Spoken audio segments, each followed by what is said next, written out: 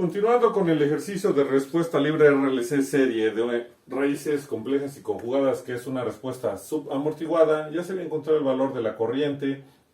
que era 10 por e a la menos 100t por el seno de 300t y son amperes. Los tiempos ya se habían calculado, recuerden que estaba en función del seno, que nos diera un 1 y menos 1, y tenemos que el tiempo 1, o los tiempos es en milisegundos, tenemos que el tiempo 1 es 0, el tiempo 2 es 5.23, ya sabemos que son milisegundos, por eso nada más me voy a dedicar a mencionar el nombre.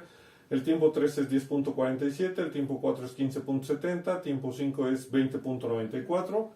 tiempo 6 es 26.17, tiempo 7 es 31.41, tiempo 8 es 36.65 y tiempo 9 es 41.88 milisegundos los valores del tiempo. Los valores de la corriente, una vez que se sustituyan datos, nos va a quedar para un tiempo 1, 0, para el tiempo 3 también es 0, para el tiempo 5 es 0, para el tiempo 7 es 0 y para el tiempo 9 es 0. Los 1 y menos 1 multiplicado por el coeficiente, tenemos que para el tiempo 2 nos va a quedar 5.9 amperes, para el tiempo 4 menos 2.1 amperes, para el tiempo 6 0.7 amperes y para el tiempo 8 es menos 0.3.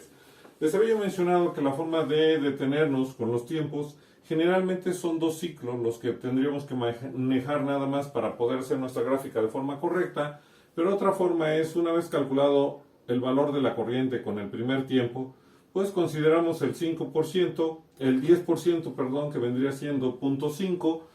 tenemos un valor de menos 0.3, ahí nos detendríamos. Ya no tendría caso hacer otro tiempo más porque el valor es tan pequeño que el circuito ya no funciona y podemos considerarlo 0.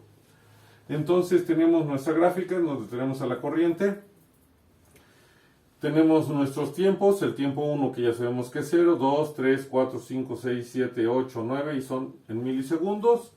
La corriente va desde 0 hasta 6, hasta 5.9, por eso tenemos nuestro valor de 6 y en los valores negativos hasta menos 2.1, por eso trabajamos con 3.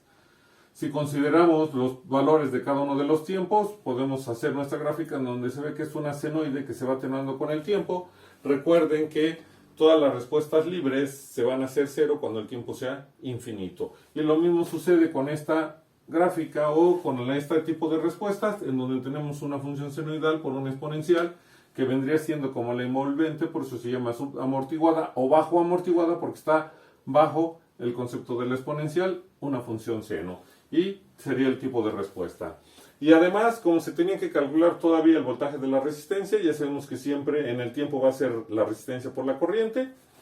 Conocemos el valor de la corriente, lo multiplicamos por el valor de la resistencia, que era 2, que ya se conocía, y nos da el valor del voltaje en la resistencia va a ser igual a 20 por e a la menos 100t por el seno de 300t y son volts.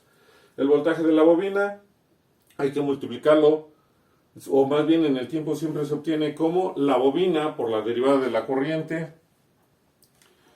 diferencial del tiempo, entonces derivando a la corriente y multiplicando por el valor de la bobina, que ya sabemos que son 10 milihenries, tenemos que el voltaje de la bobina va a ser igual a menos 10 por e a la menos 100t por el seno de 300t, más 30 por e a la menos 100t por el coseno de 300t y son volts. El voltaje del capacitor, recuerden que nos vamos a auxiliar de la parte de leyes de Kirchhoff de voltaje de un circuito serie RLC,